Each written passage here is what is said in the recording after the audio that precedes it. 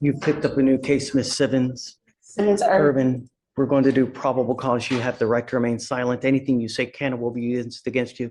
You now stand charged with the offense of criminal trespass. You're facing up to 6 months in jail and or a $2,000 fine. Yes, Judge. The officer was dispatched to a club in Harris County, Texas in response to a disturbance. The complainant, an employee of the club, told officers that she had asked the defendant to leave and the defendant refused. The defendant had been trespassed by another officer the day prior, and the complainant stated the defendant continues to return to the location. During the incident, when the complainant told the defendant to leave, the defendant stated, "Leave me alone or I will hit you in the head." The defendant told officers that everyone at the location was trespassing and that she should have been given a pink paper in order to be trespassed. Okay, ma'am, I'm going to find that there's probable cause to go forward with the case. You've picked up a new case. The only thing I asked you to do was not pick up a new case, and now you've done it. So what happens now? Corey? Judge, I'm going to ask for you to allow her to remain on bond. The state hasn't filed, if that's what you're getting at. The state hasn't, the state hasn't filed a motion to revoke bond. I'm not prepared for it. If they have, ask for time for a hearing to be set, so we can, have a hearing based on evidence. She hasn't violated the bond conditions, from the previous case as far as they relate to going to the housing authority. Has, though. One of the conditions is behave yourself, give no facts or rise to probable cause so that you violate any new laws. She's now picked up a new case. Right. What it is related to your very specific orders about her not to go back to the address where her apartment was or the Houston Housing Authority address. She's complied with those terms. But if I let her go now, that's enabling this behavior and telling her it's okay. Well, Judge, I think it would be punitive if you put her in jail as opposed. Well, that's not the purpose of bond, right? It's community safety and the community. She's threatening people allegedly there to beat them in the head. She won't leave. That's hearsay. Let me just talk. Taking you into custody, ma'am. Judge, that's hearsay. I think we're entitled to a hearing. Yes, I'll give you a hearing. Sure, whatever you want. My arm is broke. I don't know how else to. She's gonna do whatever she wants to do. How am I supposed to handle it? I'm not a threat to the community, so I'm not understanding. And as I said, that is hearsay. Is there any way? Oh, can you subpoena the cameras because I didn't threaten anybody, and there is also multiple witnesses that was there as well. Sure. So that's my job. That's not the judge's job, and I'll do that just like I've done for the previous case. So, Judge, can we allow her to remain on bond until we have an actual hearing following the rules? I haven't been around them. Following the rules of evidence for bond revocations. Here's what we'll do, Corey. What I'm going to do is I'm sending you for a drug and alcohol test now. If you fail to take the test, if you fail to do what you're supposed to do, I am going to revoke your bond and put you in jail. I'm now putting a GPS monitor on you and I'm giving you a curfew of 9 p.m. to 6 a.m. Do you understand? Okay, 1 second. I'm homeless because they have refused to let me back into my apartment. I'm not going to talk to you. This is not a negotiation. No, I'm not. Either you follow the conditions of bond or I'm going to revoke it and put you in jail. Okay. This is better than being in whatever jail, you want. unless you want to be in jail. Your lawyer's asking me not to put you in jail now. Well, how long because you will I be in picked jail? the case. Until November the 22nd. No, I'm sending you for a drug and alcohol test now. We are going to reset this case until Monday. You were to come back Monday so we can address it. In the I interim, did consume alcohol. Well, not anytime soon, so that's fine. I want you to listen. I'm going to put a GPS monitor on you and I'm giving you a curfew of 9 p.m. to 6 a.m. Do you understand? Where is my curfew supposed to be from is the question. Because if I'm currently homeless and I am sleeping on the city streets, residing, because they refuse to let me back into my apartment, where know what you're doing. Where is that supposed to be at? That's what these conditions I'm giving you, ma'am. It'll be within an exclusion zone. We do GPS within exclusion zones. And Sure. Have a permanent Okay. address in. But I don't. I'm ordering you not to consume alcohol or illegal drugs. And I'm going to randomly test you. But I'm saying you now for a test, you're to come back Monday. Do you understand? That's fine. Okay. I'm giving you a monitor on your ankle. I don't want you going to any clubs, bars, or any things of this nature. Do you understand? That's fine. Thank you, Judge. See you Monday. Yes, sir. And I'm sending her now for a test. I want to know what, if anything, Where do I go to take this test? she'll tell you. Curfew's 9 p.m. to 6 a.m. Okay, so if she's homeless, we need a home base for the GPS to observe. That's what I was trying to say. She's got to live in somewhere. Got to be I living. don't have friends or family or nothing, so that's what I'm saying. You put your head somewhere down at night. Yeah, on the city streets. We'll get an address for it. Thank you, Judge. It's better than jail. Yeah, it's not gonna be exaggerated either.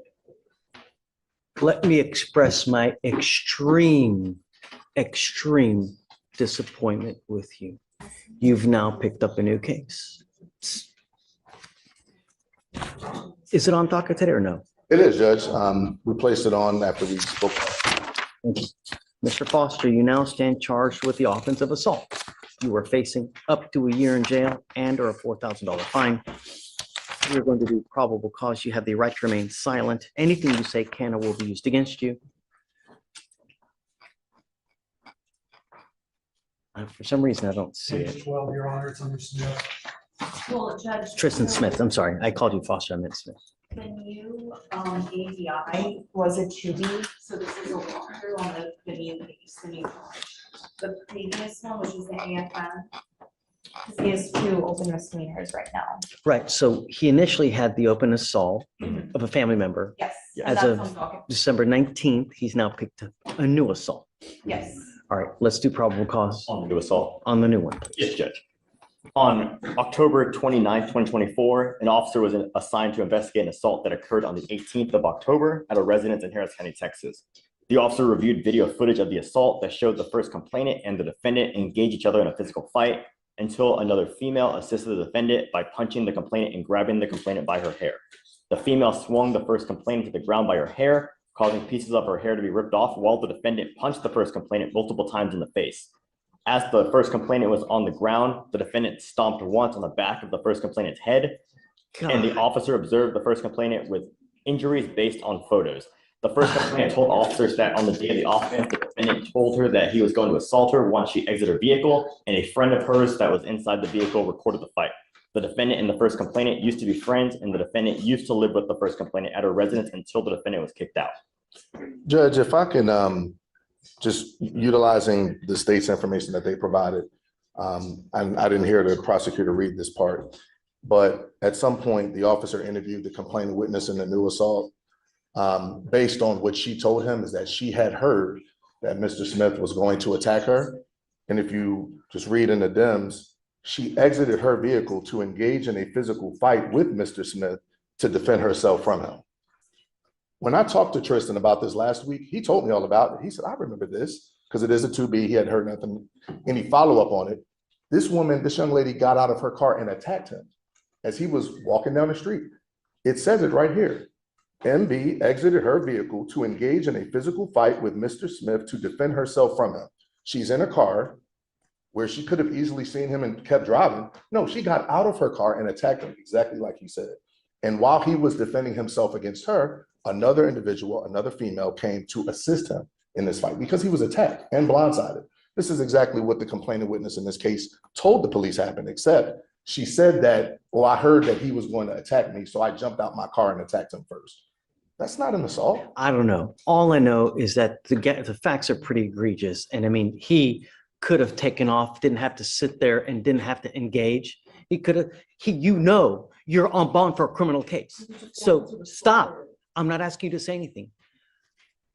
You, in the correct mindset, I have an open assault. It's probably a pretty good idea for me to go away and not do anything here. And if he had that time to reflect in that instance, then perhaps he should have done that. But he's walking down the street and this girl jumps out the car to engage him in a physical fight, like she told police that she did, to defend herself from him. He doesn't have time to sit and reflect, oh, I got a case and all. He could have run away. He could have gone. He could do something else. I don't know. Being attacked, Judge, I mean, you got to do something. Look, I get that there's always two sides to the story. But I mean, I'm going to find there's probable cause now. I understand. If you develop something later, if you see something on video, if you show something that she's the initial aggressor, come back and we can talk. She said it. She told the officer. I don't know that for sure. I mean, it just, Let's say in self-defense. Yeah, we have in self-defense, and then we have furthermore that once the female was assisting the defendant, that the defendant continued to assault the complainant, even stopping the complainant on the head. You Even gotta after stop she her if was she's down. attacking him. If- Well, Judge, she was down on the ground. The Yes, complainant was Judge. down on the ground and the defendant stomped on her face. I'm finding that there's probable cause. You picked up a new case. And we'll deal with that, Judge. But the biggest issue, of course, is the fact that he did pick up a new case, albeit he didn't ask for it. I mean, he's walking down the street.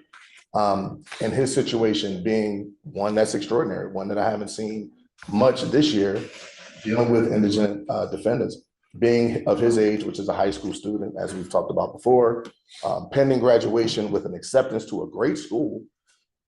This is a very tenuous time for him. You've already ordered him to be drug tested before and all of that. So we're working through those things. The last thing that, and I know we have to consider the complainant witness in the community and all of that. I understand that. But I'm advocating for Mr. Smith. I get it. Mr. Smith has a final on Monday that he must take. If he does not take this final, and he's again in high school, then he may not graduate. If he doesn't graduate, then we can kiss Baylor goodbye. It's not likely to happen for him in light of all of the challenges that he's dealing with. He doesn't have his mother to help him. His grandmother, we know she's a complainant witness. He can't even go around the house. He doesn't have any help right now. He's living with a friend and walked here from Atascocita this morning, which took him 9 hours. I mean, this situation it's extremely difficult, Judge. So my ask is that we do something, and it could be amend bond conditions, but to keep him on bond so that he can take his test, do what he needs to do to finish school, and hopefully we can resolve these issues. I've looked at the evidence that the state has submitted for the new case. There's clearly something happened, clearly. I mean, and I would see the evidence shows that. But if he's walking down the street and this girl, per her own admission, jumps out her car to engage into a physical altercation with him to defend herself, that doesn't make sense. And that's not really fair to him. Someone that's on bond, and everybody knows he's on bond because she said, I knew him. We used to be friends. He could have walked or run away, gone to a store, called the police. There were a multitude of other options you could have done. You know what's at stake here, yet you pick up another case where you allegedly stomp on someone's head. And you want me to let you go? I understand that you have school. I don't know that you have a final on Monday. Am I supposed to take your word for it? No. All I know is that you are a danger to my community. You have one assault. You have had violations on bond while you're on that assault, and now you've picked up another assault. You are a danger to my community. And there's only one thing that I need to do, and that's to put you in jail because you refuse to comply with bond conditions. And I've given you over and over. I appreciate your tenacity, and I love that you're defending zealously, but I can't let him go. It would be enabling this behavior and telling him it's okay for you to do what you're doing. And it's not. It's not okay to sit there and stomp on someone's head. And Judge, we anticipated that possibility. I'd ask in the alternative that you consider a very low bond, as my client has approximately $100 to his name, being a child, in my mind, a person that hasn't even graduated from high school. State of Texas, what do you think? Judge, we would be opposed to that. I mean, given the egregiousness of these facts, we believe the defendant is a. I won't do the normal. What I normally do is I set bonds at 5,001 when you pick up a new case. I'm willing to go down. I'm not going to give them $100 bond because that's what we do on new cases. I'd ask And I think for, that that's a little, so we're going to revoke the previous bond, that was a personal I will bond. only touch the old case. And so we'd ask that, well, I didn't anticipate that you set a personal bond on the new case. So I guess my request would be 2 $500 bonds. Oh. I mean, we're talking about a misdemeanor assault between children, not a. Well, I don't know that. I mean, you're Well, putting the in state- stuff that I have no Well, the idea state about. alleged a misdemeanor assault. They didn't allege an aggravated assault, which they could have, and they did not. They alleged a misdemeanor Doesn't make me assault. feel better.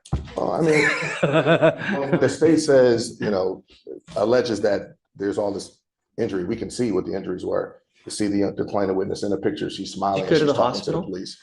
No, she didn't go to the hospital, Judge. I don't know. I've read everything. She hasn't gone to the hospital. She has a swollen eye is what she has. Judge, I don't believe, I mean, her hair was also ripped out, Judge, based on what we see in the four corners of the dims. We haven't done. I don't know. I mean, there's a lot of people who wear different types of hair. Sure. So, But just going off the dims, we have her hair being ripped out and being stopped. So And to your question, not hospitalized, Judge. so here's what I'll do. Judge, just if I may add, even in the first AFM, Judge, the complainant has gone back to the home at least once, to my knowledge, based on my communications with the complainants on that case. The defendant has gone back to the grandmother's homes, contrary to the bond conditions and the no contact orders in that case. He's repeatedly, time and time again, violated his bond conditions, and now so we would be opposed to anything less than $1,000. Yeah, I know. So what I was going to, his bond on the first assault is it's $1,500. I'll do 2501 on that. Okay, I'll only raise it at $1,000.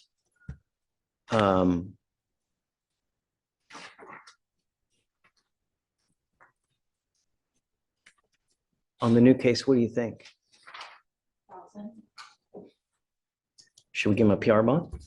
Judge, No, Judge. we'd be opposed based on the nature of the allegations where he stomped on someone's head, pulled her hair, and in addition to that being picked up just a month after the previous AFM. And charged with a misdemeanor.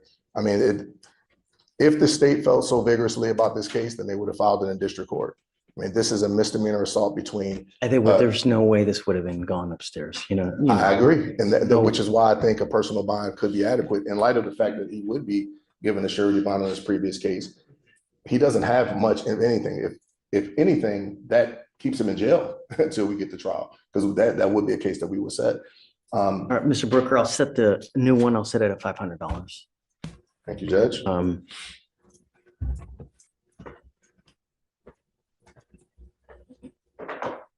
I hope you get it. You're going in today, but I hope you get it. I mean, we're not going to stand for this. You got to pay the piper. And I don't know if it's dealing with the school now will get you to wake up and realize that you can't do what you're doing, but that's it. I've literally bent over backwards not to put you in jail, Mr. Smith, literally bent over backwards. How many chances have we, goes with you. Okay, Mr. Smith, good luck. Ma'am, you're charged with reckless driving. You're facing up to 30 days in jail and or a $500 fine. We're going to do probably, you have the right to remain silent. Anything you say can or will be used against you. You have the right to have an attorney present. If you cannot afford one will be appointed to you, ma'am. Yes, Judge. The officer was driving on Katy Freeway in Harris County, Texas, when he observed the defendant's vehicle driving at a high rate of speed, rapidly accelerating, making evasive lane changes and aggressive maneuvers without signaling, cutting off multiple vehicles, and making those drivers take evasive action to avoid a collision. While the officer was attempting to catch up with the defendant, he reached speeds in excess of 120 miles per hour. The officer then conducted a traffic stop, and the defendant stated she was driving that way because she was late to work. And I'm going to find that there's probable cause to go forward with your case. Do you see if she has a valid Texas driver's license? Okay. If I find that you drive like this again, because I'm making a bond condition that you're not to drive like this, if I find that you do, I will take your privilege to drive away from you while this case is open. Do you understand? Living in a city as big as Houston without the ability to drive is absolutely awful. Don't. I'm going to protect my city at all costs, and if I have to put you in jail because of it. I'm going to have you sign. How old are you, ma'am? Okay, we're going to reset your case to give you time to hire a lawyer. So I'm going to have you go to Victoria, sign and reset. After that, I'll have you take your seat in the jury box. I'll get your bond conditions, no racing, reckless driving, anything of this nature. After that, I'll have you sign it, and then you'll be free to go. All right. Good morning, Mr. Harvey. Sir, you're charged with reckless driving. You're facing up to 30 days in jail and or a $500 fine. We're going to do probable cause. You have the right to remain silent. Anything you say can or will be used against you. You have the right to have an attorney present. If you cannot afford one will be appointed to you, sir. Yes, Judge. The officer was parked and observed a road rage incident occur. The officer observed the defendant's vehicle laying on his horn and speeding up to cut off another vehicle. The officer observed the defendant slamming on his brakes, and the driver of the other vehicle then attempted to drive around the defendant when the defendant cut her off again and slammed on his brakes, nearly causing her to drive into a ditch and nearly causing an accident with other vehicles. The officer then initiated a traffic stop and pulled into a nearby parking lot. Mr. Harvey, I'm going to find that there's probable cause to go forward with your case. Patience. Patience when driving. And I'm going to have you sign a document promising me that you're going to exercise this patience and not drive in this manner again. And if I find that you do, I'm going to put you in jail. Do you understand? How many times do we have people on the road that sit there and get shot because of the incidents like, don't drive recklessly.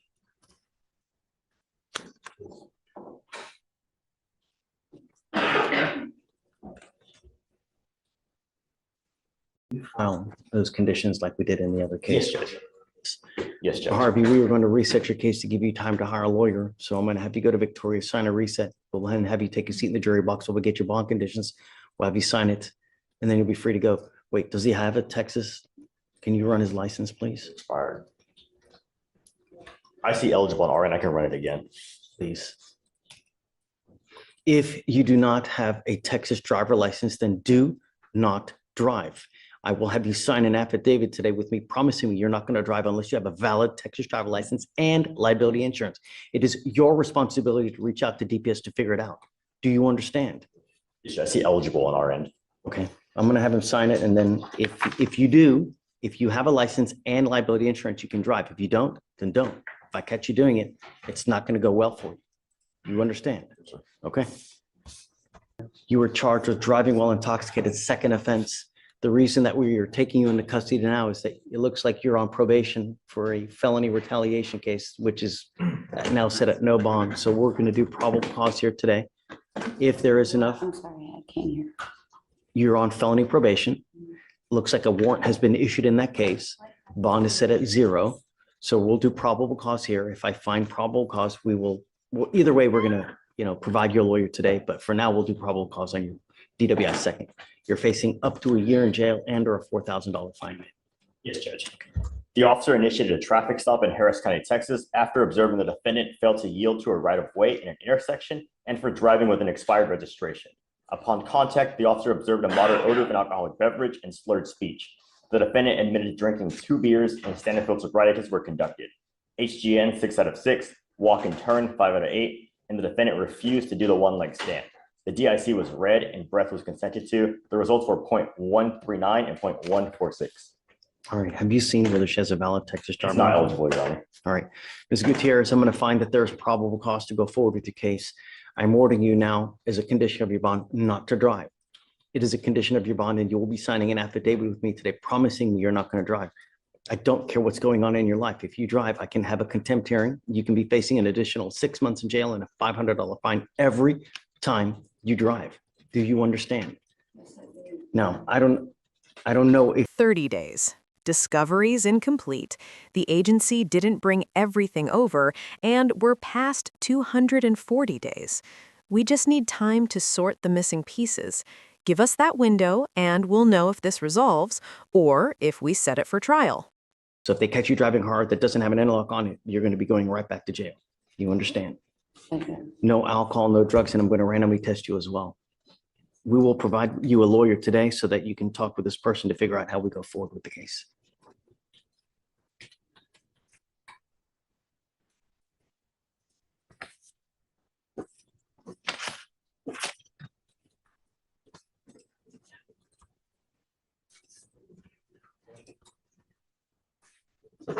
All right, come on, we'll have you sign this and then we'll have you sign your conditions, man.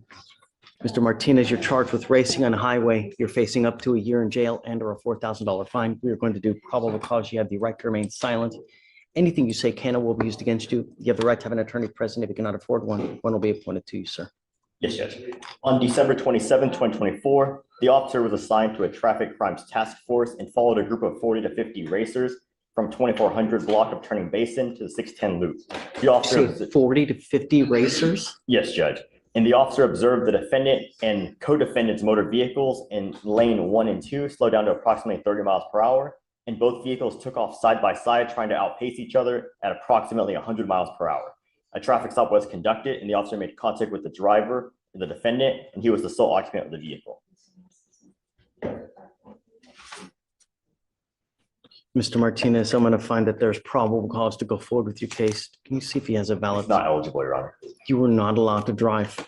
You will be signing an affidavit with me today promising you're not going to drive, and I don't give a rat's behind what your excuse is. If I find that you drive, I can have a contempt hearing every time you drive. It's an offense in and of itself, punishable by up to 6 months of jail and a $500 fine. Do you understand? Do not drive.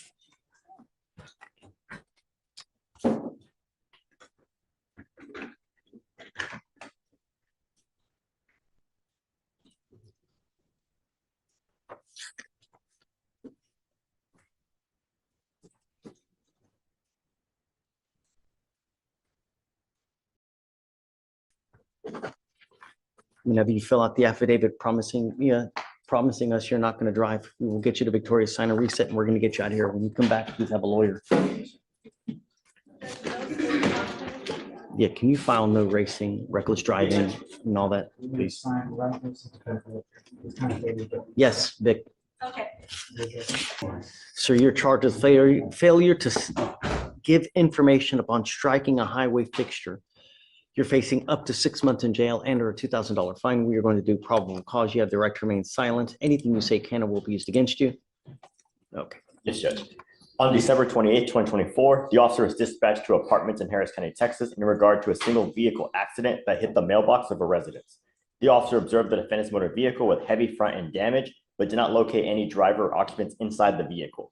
During an inventory, the officer located the defendant's photo ID and Texas utility bill that came back to the defendant's name and address, approximately 1.4 miles from the accident. The registered owner of the mailbox came back to the defendant of the utility bill and his address. The officer went to the defendant's residence, noticed the garage door open and garage interior to the residence wide open. The officer made contact at the residence, wanted to make sure the motor vehicle was not stolen and wanted to make sure the owner of the vehicle was okay. The officer went inside the residence after knocking and announcing his presence several times under the community caretaking doctrine, and the officer made contact with the defendant asleep in the living room. The defendant woke up in an... Whoa. Yes, Judge. It was because they had... Whoa. Yes, the vehicle was damaged and he wanted to make sure the driver was okay. So he announced himself and went into the residence because the door was wide open. Wow. And then it was after that he saw the defendant asleep in the living room, and the defendant woke up and immediately said the car accident, that he did not cause any injuries or any trouble, and that he was driving his motor vehicle 2 to 3 hours prior, and that he was on his way to drop it off at a mechanic when his vehicle was hit. The defendant called the insurance company, and the defendant walked home because no one arrived on scene, and the defendant was going to pick up his motor vehicle in the morning. And the officer made contact with the complainant, who stated she heard a loud bang and observed damages, approximately $1,025. So are you telling me that he did stay though? No, what happened, Your Honor, is that he struck the mailbox at the apartment, and the defendant said that he called his insurance. No one came to the scene, so he walked home. And the officer, when he arrived, saw the empty. Did he make an attempt to make a phone call at the scene to anyone? All he said is that he called the insurance company. That's the only person that he had stated he called. And then after that, he walked home because no one arrived on scene. And then that's when the officer arrived and saw his empty vehicle damaged. And then he found a utility bill and the ID. I have so many questions. Let's do this. I'm going to appoint you a lawyer, or you have a lawyer, right? Let's do this. I'm going to hold off on finding probable cause at the moment. Let me wait for your lawyer to get here. We'll revisit PC and here momentarily. Just go ahead, take a seat for me if you don't mind in the jury box. Let's interference to the duties of a public servant. You're facing up to 6 months in jail and or a $2,000 fine. We're going to do probable cause. You have the right to remain silent. Anything you say can or will be used against you. You have the right to have an attorney present. If you cannot afford one will be appointed to you, sir. Yes, Judge. The officer was dispatched to an apartment in Harris County, Texas, in response to a disturbance. Prior to their arrival, the officers were told the defendant was in an altercation with the child's mother, was intoxicated, and had a firearm. Upon arrival, the officers observed the defendant banging on the door to his residence, and the officer told the defendant to show his hands, and the defendant ignored them. The defendant then pulled his handgun from his waist to show the officers that he had it, and then placed it back into his waistband approximately 4 times. The defendant eventually put the handgun down, but told officers they would have to tase him to get him to stop. The officers then attempted to detain the defendant, but the defendant continuously pulled his hands away and kept placing them in his pockets. The defendant was then tased twice, but kept putting his hands back into his pockets. The officers were eventually able to detain the defendant. Did you say initially you said he was intoxicated, right? Is that what you Yes, there's said? reports he was intoxicated. Okay. Mr. McLean, I'm going to find that there's probable cause for the case. I'm ordering you as a condition of your bond not to consume alcohol or illegal drugs and not to be in possession of weapons. Do you understand? What do you do for a living, sir? Photographer. Do photography. Okay. What kind of income do you have from photography? Income coming in. What you want to know, monthly? Yeah. Do you have the ability to hire a lawyer? Yes. Okay, we'll give you time. So I'm going to have you meet with Victoria. We'll have you sign a reset. I'll have you get with Fleischer for your bond conditions. And after that, you're free to go. All right? Please. Okay. Ready? Yeah, sorry to keep you waiting.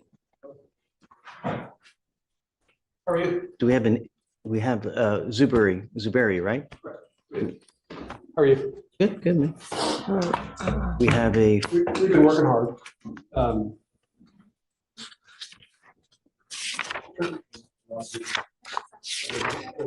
The case was filed late April.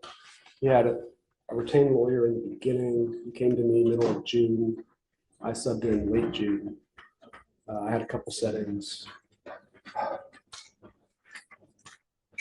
where do you want to go? What do you want? We're asking for about 30 days to flush some stuff out. And I think ultimately, what I'm slightly disappointed with is the way the case was presented by the agency to the DA's office. It's not their fault. We've been put in a time crunch where we got to November and we began to run up against your 180 days. And I think we all kind of realized the agency didn't bring over what they needed to bring over. So are you still lacking stuff? I think we're all in a position where it's less, some of the initial discovery is complete, but because we're all working so hard, there's some subsequent discovery that needs to be done based on some things that have been said. And so Kelsey's been great. She's working hard, talking to people. But I mean, what do I need to do? Because we're now at 240 days. We're still missing stuff. It's unacceptable. I would suggest, this is one of those moments where I would say, we've all been doing this a long time. If you just trust me, and I say we really just need 30 days to work on some things and then come back, and I think we'll be in a better position then to know with clarity whether we're working this out or whether we're not, and we need a trial date. Well, then I'll give it to you, Lon, but the next setting, it's player trial, you know? Like, that's it. And I appreciate your position is like, hey, look, I've got and I have an idea of when and how I want to move things. Every now and then things get messy. This one's gotten a little messy, but Typically, when we face this type of dilemma, what I do is I order them and I subpoena the people who have. yeah, this is a little different than that. This is different. And if we were in one, and I think you did that back in November because there were some screenshots or something that maybe weren't complete yet. And then so you asked for a compliance hearing, and then some more information was provided, which again, really only happened because the agency in the beginning didn't have a detective assigned to the case to really work it up. And it's a small town, like detective work. This didn't happen here. And so a lot of it's been thrust in their lap, unfairly probably. And so she's good, we're all good. Got good Right, so- lawyers working on it. If you give us 30 days. I'll give you the 30 days, but at the next setting, it's player trial. I mean, it's it, because by then we'll be, you know, what, 275? So we're close to. Track 60 that I wasn't on it. Yeah, I mean, and